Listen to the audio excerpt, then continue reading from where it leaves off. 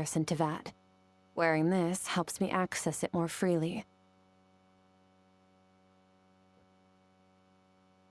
It stores concentrated abyssal energy that I can draw from on the go. When the energy runs out, it reverts back to its original form. Found somewhere to rest.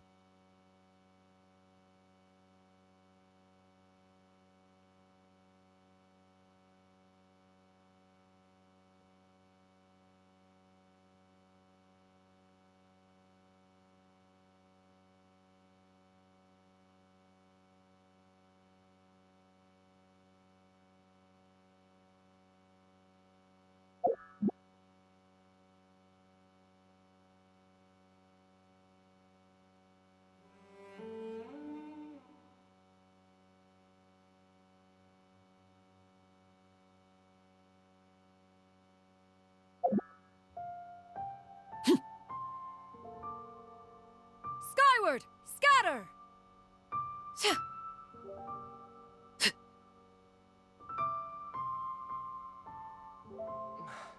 I can't read what this says. Please, show me your prescription.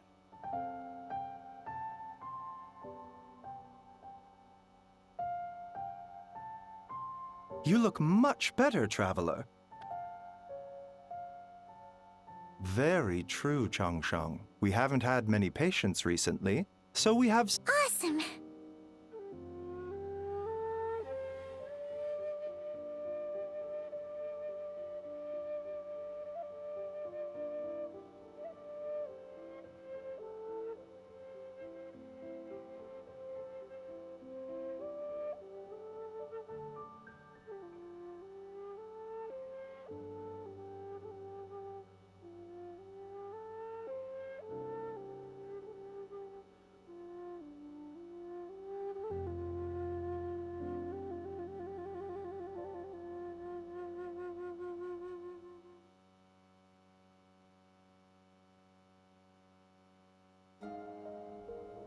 Huh, this bag from Skirk, does she have a job or something? Wait, no.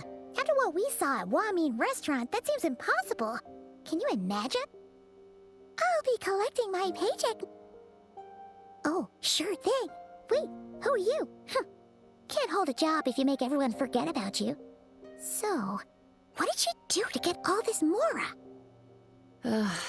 Claimed some buried treasure, took care of a few monsters that were causing trouble.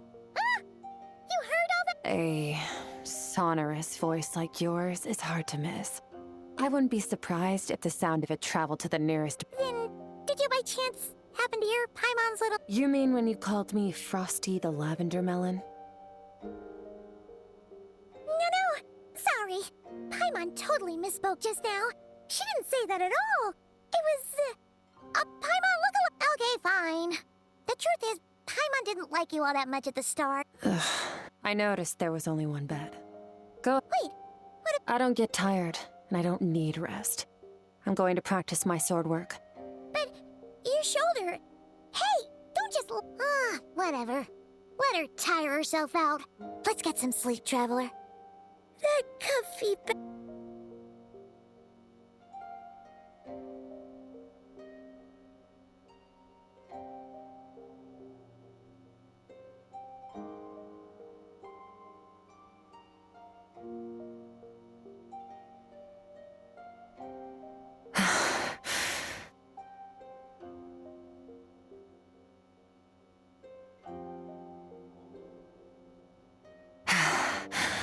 Quiet.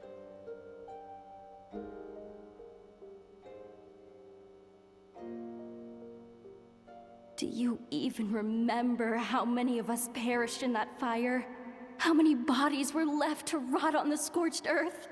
Yet you alone live on. Keep your gaze fixed on your blade. You don't deserve to rest.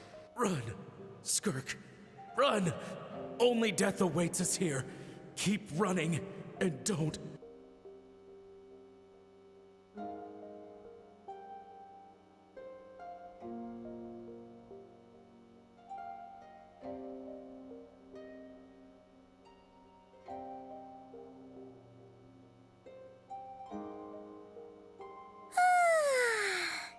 Getting an early night's sleep is the best.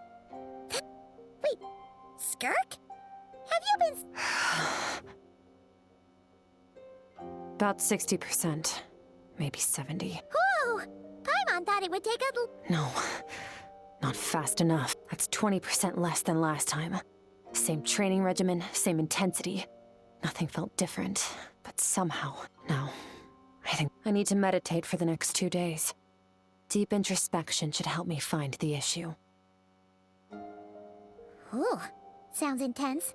Thanks.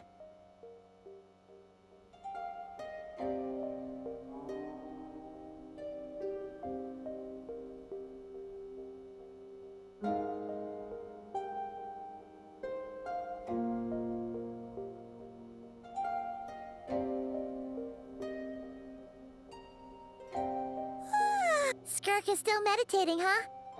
It's been 2 days already. Shouldn't she be awake by now? Paimon can't think of anything we can do to help. Be right back.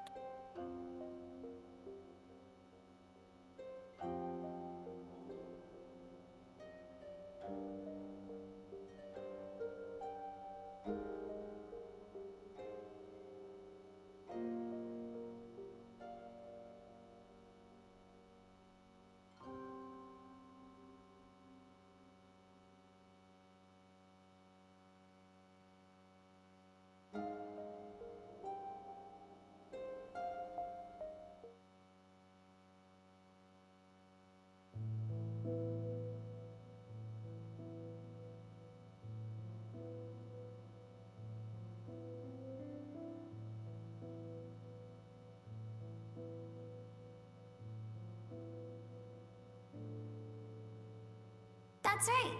This is Skirk's inner world. Think of it as the threshold between the soul and dreams. This isn't your first time here, but what you remember is probably a space covered in darkness. I only managed to illuminate a small portion for you back then. Actually, it's my first time talking to someone like this. I only managed to break free and bring you here because the injury weakened her power. I guess that's why I can speak again, too. Call it fate, if you want. I think that's the word they use in this world for a lucky coincidence. Now, before I take you to her, I gotta ask. You're the first outside visitor to ever come here. Oh, you know, this river represents Skirk's strength. Strength accumulates over time. It is the summation of a person's lived experience. So this river is where all the fragments of Skirk's life should converge into a single stream of memories and emotions, flowing forward as one. But as you can see, this river has been severed numerous times. It's because Skirk doesn't like who she was in the past. And all she sees reflected in the river is a disgraceful shadow of who she was. She cuts through water and rock with the sword of reason. You must learn to shut out all the pointless emotion. Crush the self that... This isn't my first taste of failure or losing power.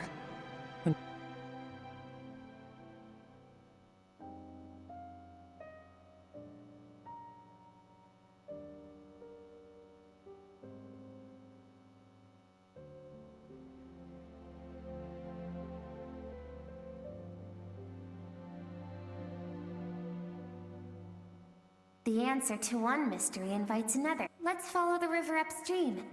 There among the cliffs, among the memories etched into her heart, lies the truth of it all.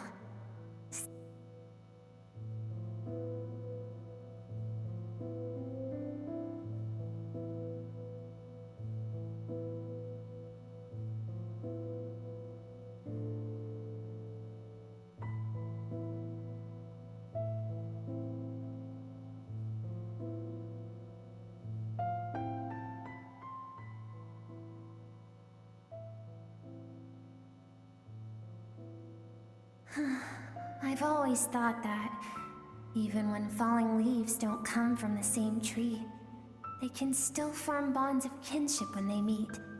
Like meteors. You both made a journey through the stars. both travelers who have landed on a planet that is not your home. Yet, when she first noticed your presence, although she hesitated for a moment, she still chose to walk away. And if...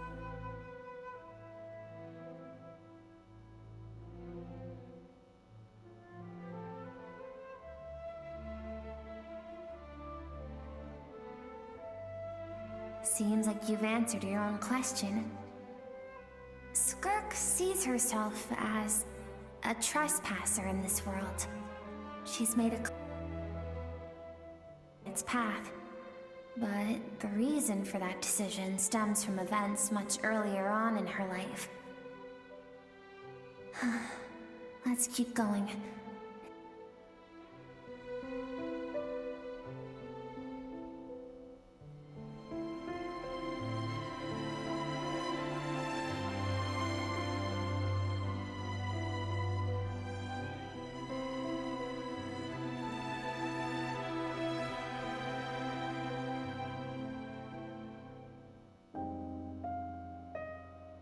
You now have what it takes to wield immense power. From this day forth, I shall teach you no more. No one can become a worthy warrior through imitation alone. I have given you fangs and claws. Now, you must learn to hunt. You wish me to travel the world beyond on my own, Master? Indeed. Make new friends. Embark on your own journey. And piece together a new future from the shattered remnants of your past. We will still have contact through the abyss. But know this. One day, I will take the life you worked so hard to rebuild and reduce it to ashes. Just like the fire that haunts your mind.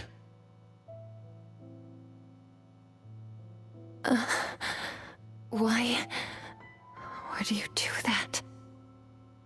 I have told you before, fear is the catalyst for human evolution. You have tasted loss. You have known fear, so deep it can be felt in the bones. But as living beings, we all have an instinct to detach from that which harms us. And thus, pain dampens over time, and the acrid taste of fear becomes but a distant memory.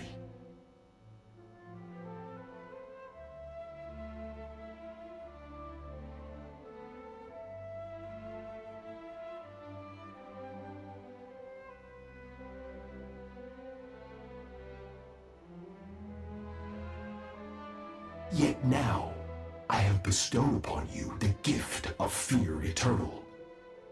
It will drown you in the nightmare of your childhood, or it shall drive you to defeat me, whatever the cost.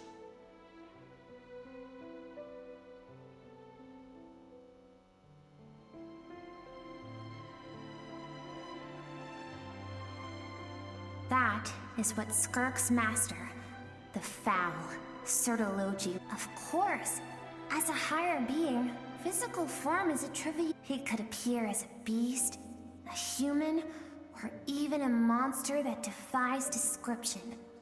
The form.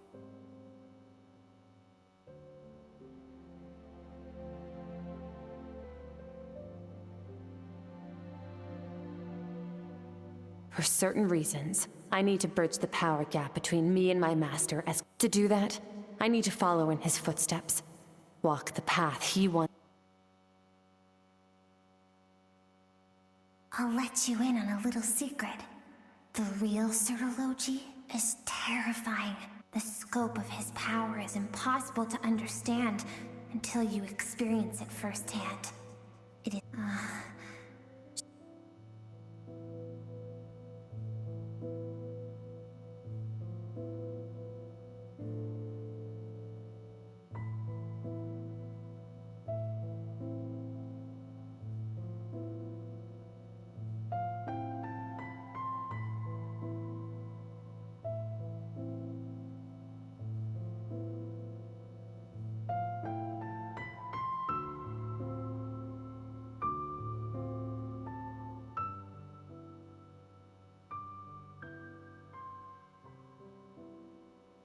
We've made it quite a ways already. This is Skirk, when she first began training under Sertology. I have set your broken wrist. Tomorrow, you're to train twice as hard. No tears this time. Good. Attempting to garner sympathy through tears is a habit of the weak. A pitiful, useless ploy. Can I ask a question, Master? Why did you save me? I keep thinking, maybe it would be better if I had died. I wouldn't be haunted by that fire all the time. I wouldn't have to go on like this. I saved you because I have a plan for you. It has been too long since I fought a battle that demanded my full strength, and I hunger for it. Every so-called genius and prodigy I have faced has crumbled like sand underfoot. Before me, even fate bends the knee. So, I will teach you everything I know. Train you by whatever means necessary, in the hope that one day, you might surprise me. But I don't want to draw my sword against you. What you want matters little. Among the boundless sea of stars, the cries of the weak are but faint murmurs that disappear into the void. You of all people know that well. Yes, Master. From that day forward, all she knew was grueling training, emptiness. After some time, her talent bloomed. It was not that human emotion disappeared from her heart, but that reason came to dictate all she was allowed to feel. I suppose it was at this point that she became the Skirk you know today.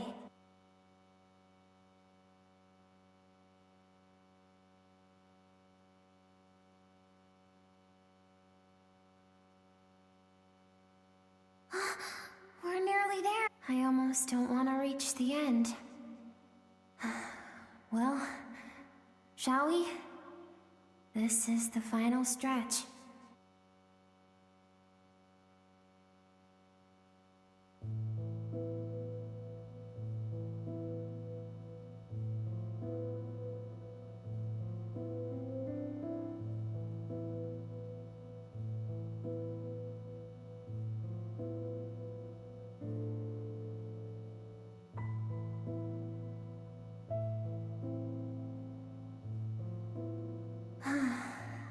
These are Skirk's happiest memories.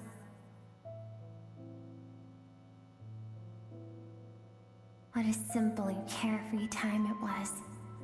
Wisps of clouds dotted the sky. The sun bathed everything in golden light. And when song filled the air, not even the shyest of flowers could resist swaying along. This is Skirk's homeland. She was so curious about everything as a child, always skipping school to go exploring instead. There was so much to discover. The treasures at the bottom of the sea, the secrets beyond the stars, and that merchant ship packed with adults wearing those strange clothes. It was a spaceship.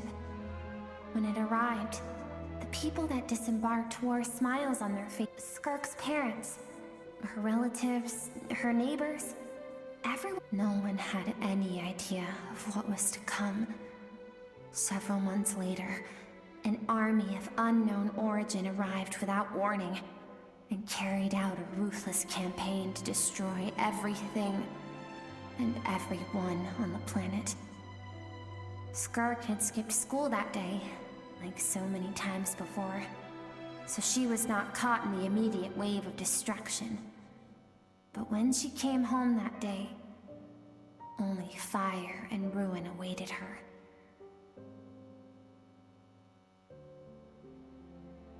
Countless people cried out to her for help. People she knew and loved, friends and relatives, the little girl who lived next door. The shop owner, their lives were discarded like worthless trash, as the fire consumed one life after another. If Sertology hadn't been there in that moment, the fire would have claimed her life too. And there she would have remained, left to rot in the scorched because she and her people were seen as the initial merchant ship explored the planet. They discovered that it hadn't always had the condition to support life. Yet there was evidence of human activity, even during the periods of extreme heat or cold in the past. Further research revealed that, over time, the people of this planet had evolved the ability to adapt to any type of environment or energy source. For that reason, the outsiders viewed them as a potential threat, and decided to eliminate them before the threat could rear its... Senseless, isn't it? Deemed a threat because of a gift they didn't even know they had. Perhaps it was their own innocence and kindness that doomed them. But in the end, that was lost to the blade. If those with power get to decide good and evil, then all you can trust in is the sword in your hand. And so, before death could claim her, she ran. No one wants to relive their most painful moments. Skirka's waiting over there. Let's go to her. It's time to fulfill my purpose, and my greatest wish over all these years.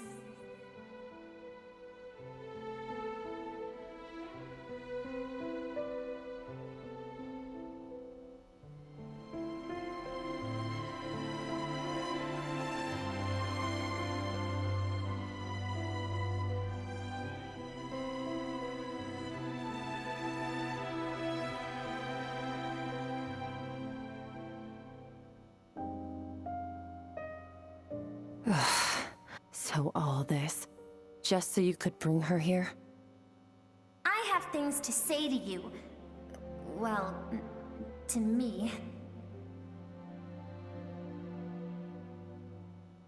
I want someone to witness our reconciliation, even if it takes an argument to get there. And she is the best choice in this moment. Her suppressed emotional self. The version of herself she keeps locked in the recesses of her mind, stifled by reason.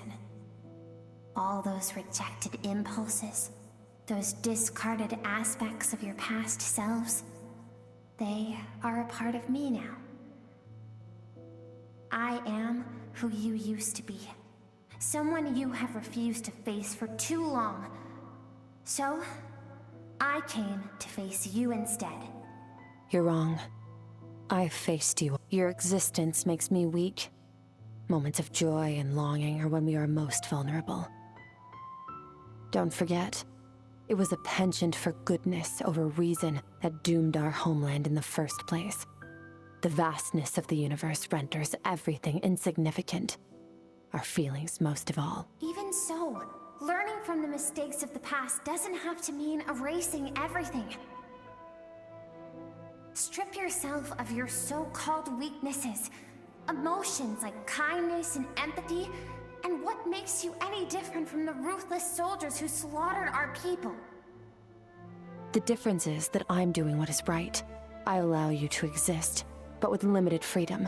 I've shouldered everything you couldn't carry. I rose above the numbness and emptiness, and it was cold, unfeeling reason that brought me this far. It made me who I am. It made me strong. That is the problem. I want to shoulder those things together. On the grand scale of the entire universe, maybe our feelings are vanishingly small, but why should that mean they don't matter? Emotion gives warmth to the cold expanse of space. It gives meaning to the world around us.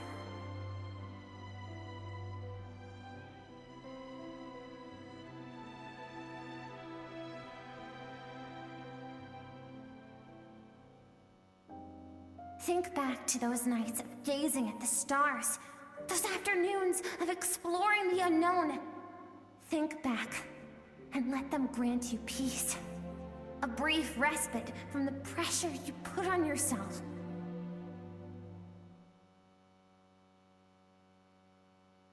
That isn't what we need. It's exactly what we... Aren't you curious about why recovering your strength has taken longer than normal this time? Finally, you get to the important part. That is the only... Then look around. Look, you cast aside your dreams and curiosity. And in doing so, you lost your original motivation. You severed all connection to who you used to be, so you can no longer draw strength from your past.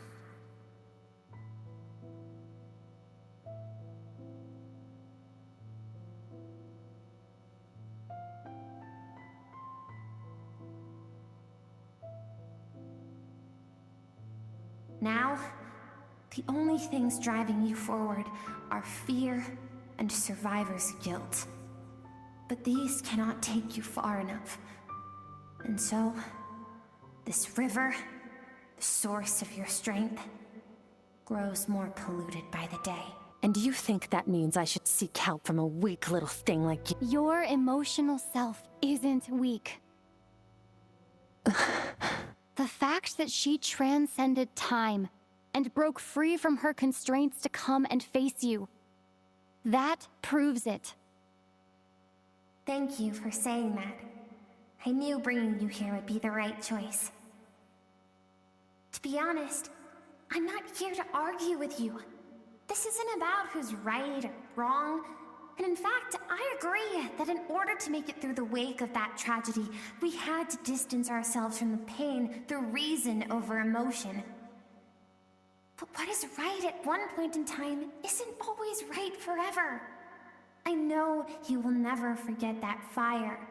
I know the fact that you were the sole survivor fills you with guilt. And I know that among the voices that haunt you, mine is there too. Because deep down, you know that you didn't turn out to be the person you wanted to be. All those unfulfilled hopes are like knives to the heart. And I don't want you to hurt anymore. So even if you can't accept me, I hope, at least, that you can let go.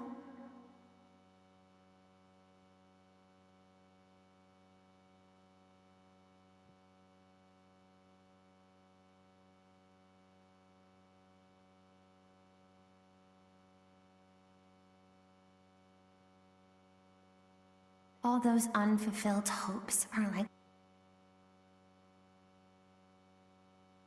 I keep thinking, maybe it would be better if I had died.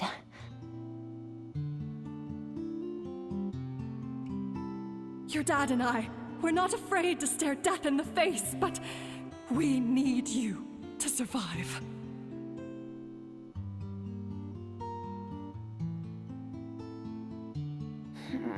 I'm sick of being a kid. There's so many amazing things out there, and I'm ready to see them.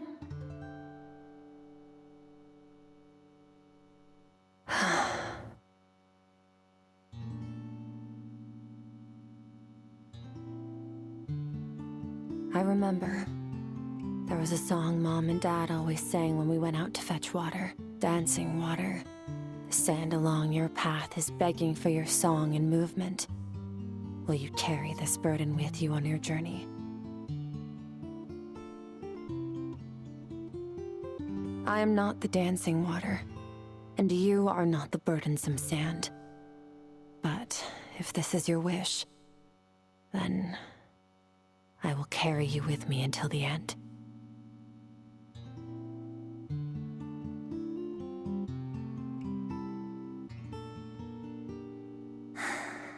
Thank you.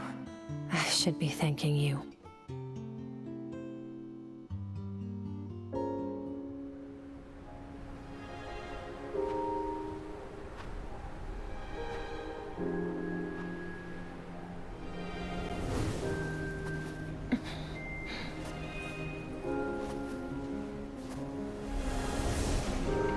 Run, Skirk, run!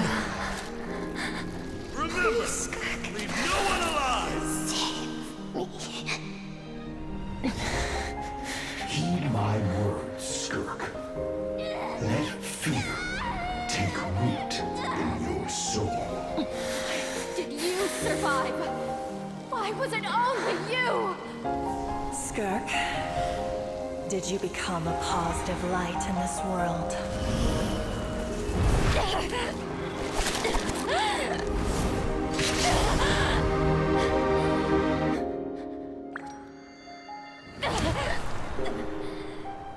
Hey, this doesn't have to be the end.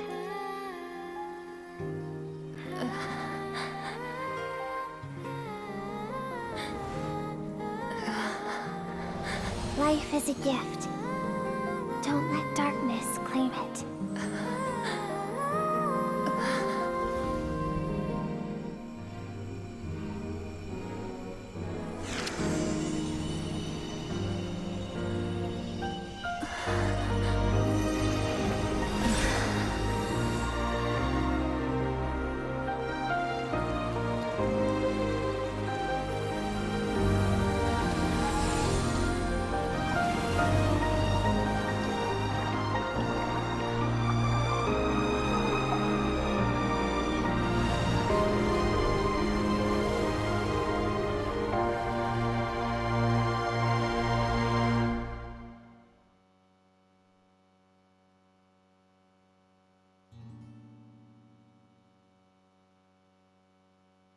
So, you saw my memories then. I once asked my master if survival of the strongest was the law of the universe. He said no. But in a world without order, those with no moral boundaries tend to be the ones who survive.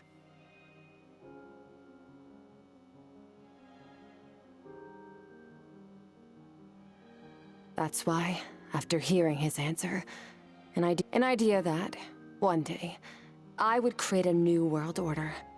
One in which there would never be another tragedy like that fire. One in which power was not the law of the land, but that means I must defeat him.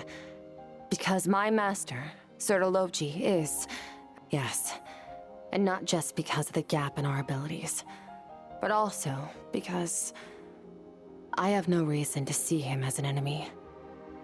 Although his decision to train me was not made out of kindness, he did everything a master should. He saved my life, taught me the sword and the principles of strength. And for that, I respect him. I know, and it's not something I want. But Master never goes back on his word. He's no longer into that. But he sends me messages through the abyss every now and then. Most of them are simple greetings, or an answer to one of my questions. Every time I hear from him, my heart skips a beat. And I wonder if this is the moment where he'll finally appear before me and tear down everything I've built to pieces. Maybe that means I do live in eternal fear, just like he said. Yes, I respect him, but I'm also afraid of him. And for that reason, the pursuit of strength consumes every moment of my life. I don't know what Master has planned, but I have to be ready. Help me? Because if we want to build the world we both want to see, everyone has to be willing to fight for it.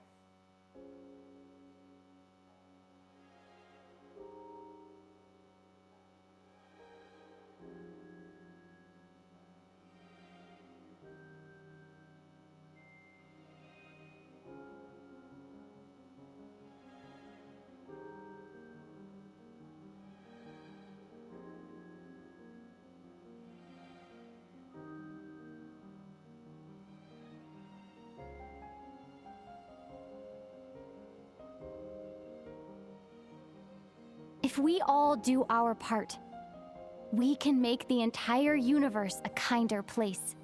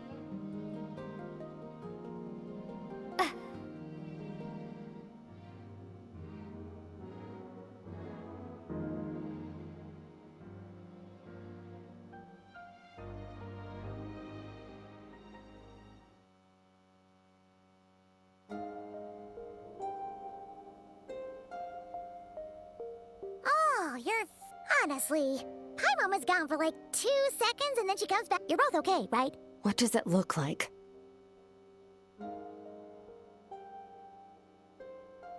Only water from the source can cleanse the rot and filth that flows from the past into the future.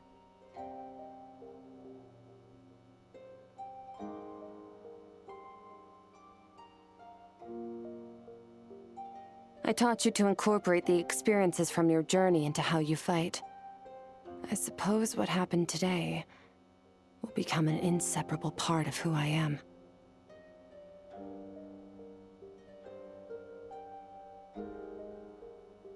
Okay, so, but whatever. Paimon brought back tons of... All right. It's about time we finished what we... We're gonna deal with this thief for good, right? This time, I'm not going to tell you to hold back. But having digested even more... The good news is, we have no reason to pull our punches this...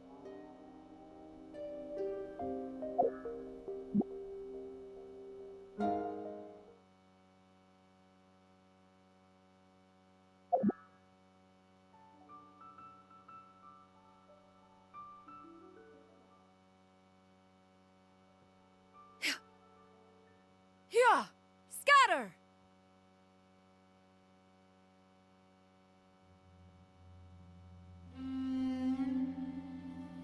Yeah! Skyward! Scatter!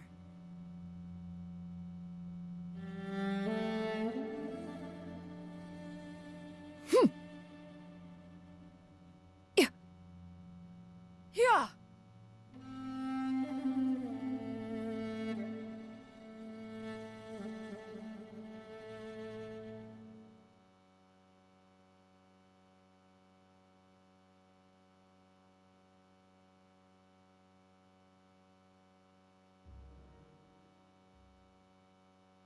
The fog is gone!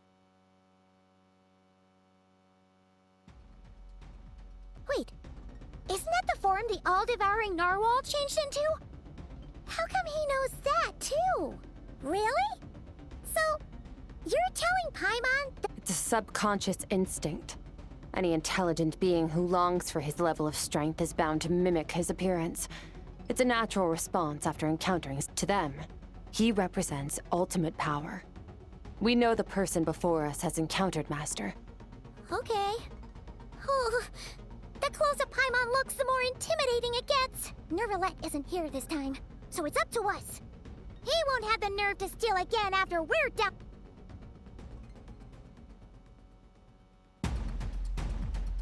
Another star goes out! Merciless. Ha! Ha!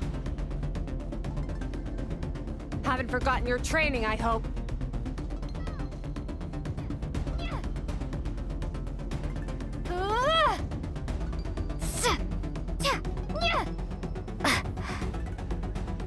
Wipe out!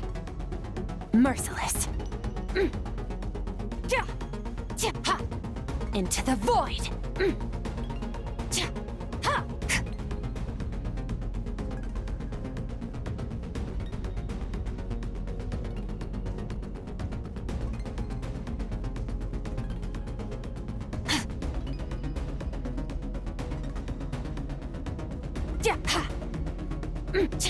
Mine to wield.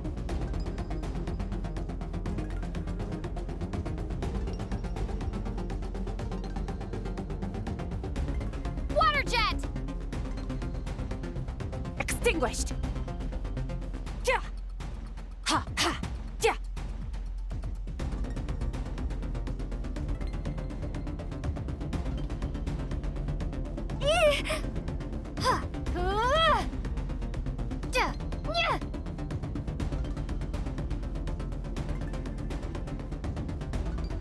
Annihilated. Hot power. Ha. Yeah. Yeah.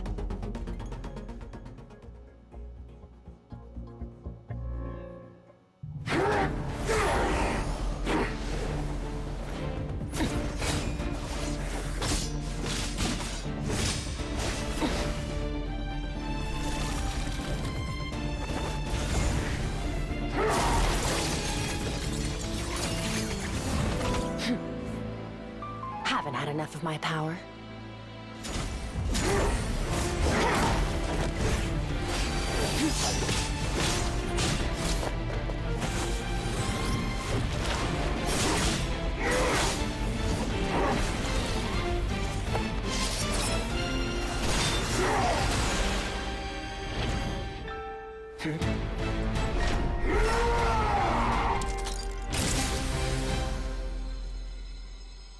Well then, let's see how much more of this power you can handle.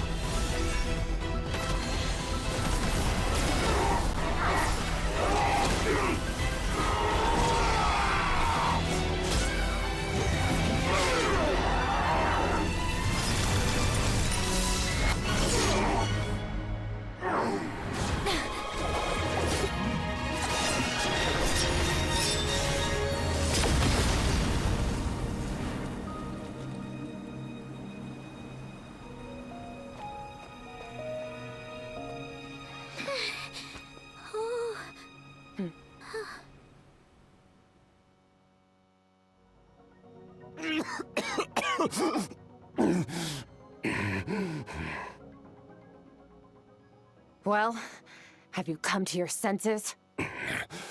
You saw that my body was at its limit.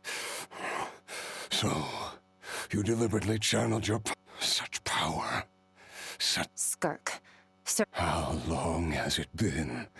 How long has he been away from Tevat? Hundreds of years. Hundreds? Sorry. It's a lot to take in. I should introduce myself. I am Skofnungar, a friend of your master. This is the first time I've heard your name, Skirk. 100? Sounds like you and Master have quite the... Of course. Might as well. I was born into a noble family in Conria. I trained the sword harder than anyone else. Defeated all of my peers. But it was all in vain. When other people, over time, my heart hardened. We were similar in age, but different in background. He was born in prison, the son of criminals who had been sentenced to death. He spent his... Yet, he always wore a smile on his face, as if kindness and... I still remember what he said to me when we first met. You need to fight to survive, even if it's... light a fire under you. How can you sit back like this and go down without a fight?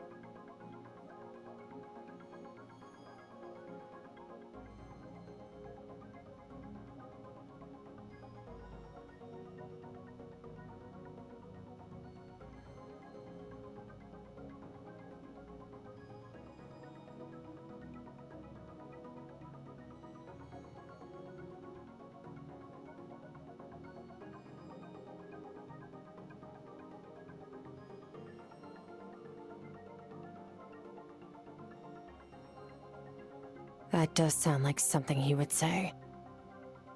He was the first to acknowledge that I was worth something. And he inspired me to keep going. When I was 10, he stole forbidden research materials and managed to cure my illness. It was like there was nothing in this world he couldn't accomplish. But somewhere along the way, after his grand endeavor was successful. This planet no longer holds anything of interest to me, so I'm leaving. But first, I have an offer. I can use a power I have just refined to break the curse of immortality for you.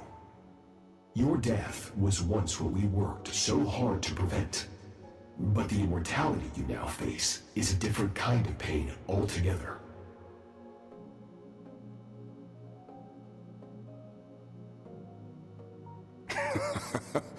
I'll pass.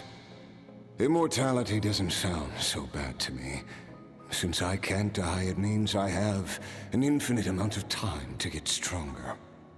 Maybe I'll finally catch up to you one day.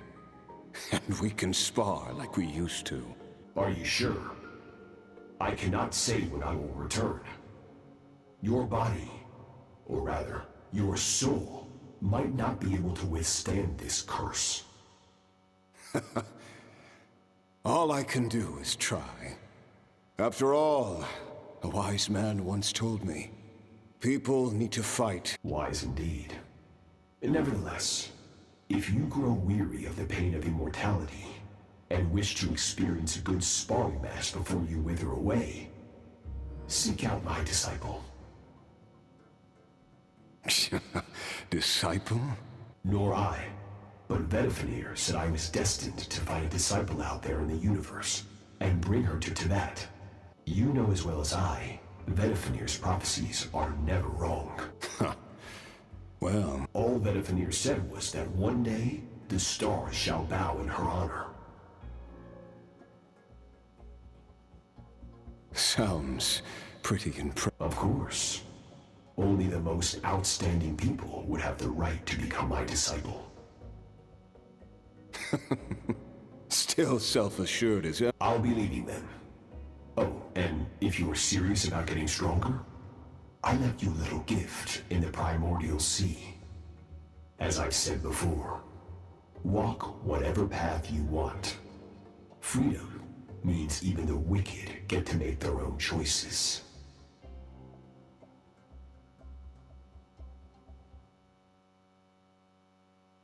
Waiting for me in the primordial sea was the all-devouring narwhal, already beaten into submission by Sertologi. In its weakened state, I was able to cut off part of its flesh and sew it into my own heart. Your heart? That sounds... Because, of course... So, you used the... Even with that whale's ability, devouring power like that is not something the human body can withstand. But that is not the path to strength. You have to pour your heart into it, work for it, dream of it.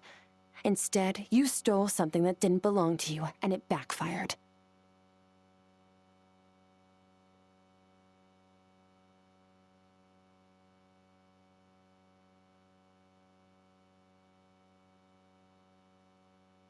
You're right. I should have known better, but... I miss your master. I miss the days when we were all together, troublemakers without a home. I don't regret the choice I made. But if you'll allow it, I do want to apologize. To both of you. After the beating... Sertologi's disciple. That's a lot to live. I know what he's like. He rules with an iron fist, using despair and fear to... We're like mountain climbers in the dark, never knowing how much higher we have to climb. Or... True. But I made up my mind long ago. No matter how dark it gets, I will not give in to despair. I will overcome it.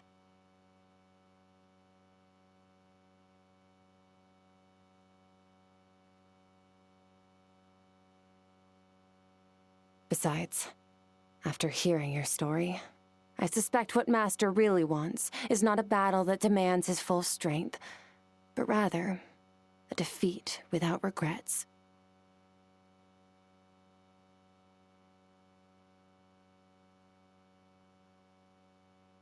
Oh? Since you're his friend, the first time we came here, when you stabbed me through the fog and stole... But when you had to devote all your strength fighting me just now, it was the joy of a researcher discovering the truth of the world.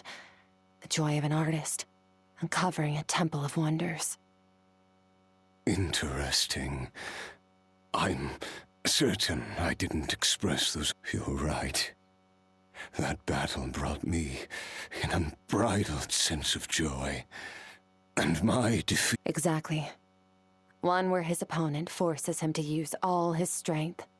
Unlock the... After which, all can come to an end. Including, perhaps, his life. For that very reason, good and evil are meaningless to him. He has one purpose, one goal. To complete himself. It's one of the secrets to his strength. Perhaps you're right. What a battle. Are you okay? Too many different kinds of power are surging through my body. I won't be able to hold on to my sanity for much longer. Sertologi once offered to free me from this curse. I can, but not through death, if that's what you are hoping. It's not a suitable punishment for your crime. As an alternative, I can take your consciousness, along with all the power you've consumed, and the impurities will dissipate. And under the curse of immortality, your mind and body will regenerate. When that process is complete, you will be back to who you were before, no longer tortured by powers you can't control.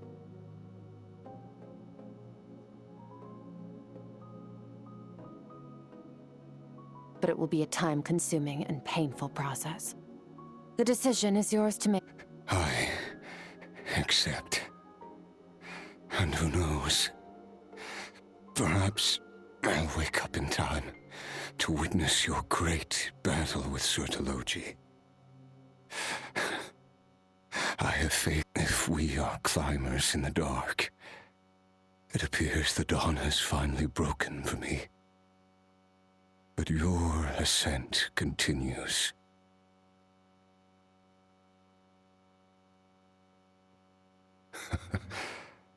At least, it looks like you are not alone on your journey. I will reach the top of this mountain, and you, Skofnungur, will be my witness at the end of all things. Whew, that's finally over. Let's get out of here. Huh! At least we don't have to make a mad dash for the exit like last time.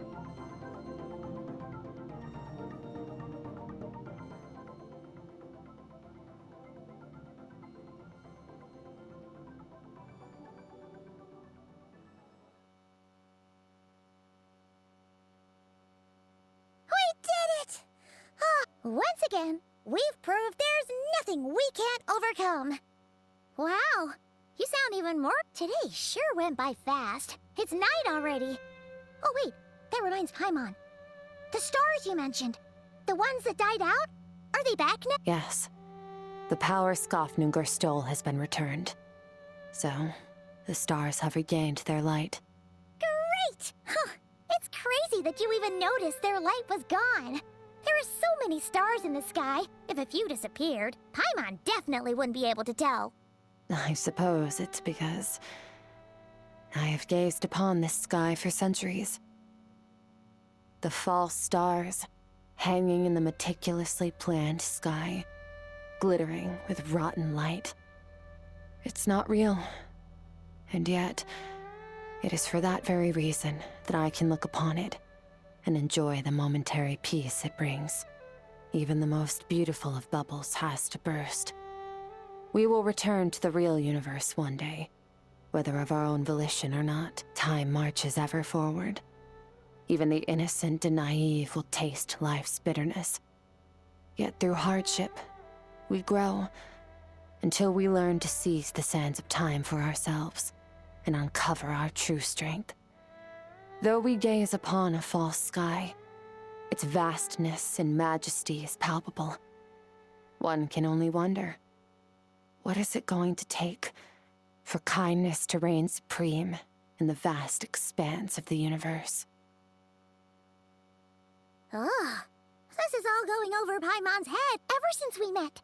She has filled Paimon's days. If it's too big a job for one person, then we'll do it. We've met so many amazing friends and accomplished. I suppose when it comes to you, anything is possible. Well, I should be going. Now that my power is no longer isolated from my emotions, I need more practice to get used to it. I suppose fate will decide. Maybe we'll bump into each other on the street. Or maybe we'll reunite on a different planet entirely. Regardless, reunions and partings are but passing moments. More than anything, I hope that, at the end of this journey, wherever it, one without war, pain, or forced partings. One where new life can bloom, even where there was once nothing but scorched earth.